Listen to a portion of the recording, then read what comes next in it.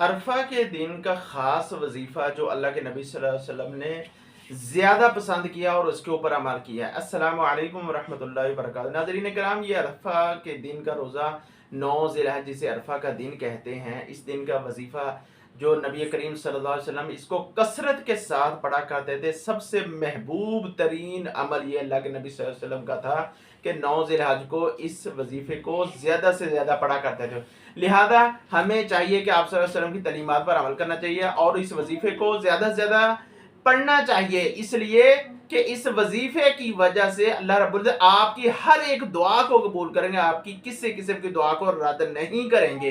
अरफा के दिन आप जो भी दुआ करेंगे रसूलुल्लाह सल्लल्लाहु अलैहि वसल्लम से, इंशाअल्लाह अल्लाह के यहाँ वो ज़रूर कबूल होगी। वो कौन सी दुआ है?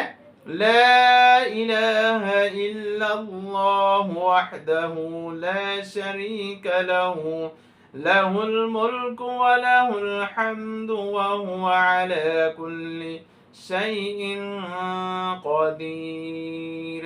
ये दुआ है, इसको जाकर लीजिए और इसको ज़्यादा से ज़्यादा पढ़िए। अगर आप परेशान हैं, आपको कर्जे में हैं या आप किसी किस्म का कोई मसला है, इस दुआ की वजह से, इस वजीफे की वजह से अल्लाह रब्बुल इज्जत आपकी हर एक दुआ को कबूल फरमाएगा। और नबी करीम सल्लल्लाहु अलैहि वसल्लम ने फरमाया 9 ज़िलहज को हर इंसान की दुआ कबूल होती है। और नाज़रीन किराम, दूसरा बड़ा मसला 9 ज़िलहज का रोज़ा रखने से इंसान के अल्लाह रब्बुल इज्जत 2 साल के गुनाह माफ़ होते हैं।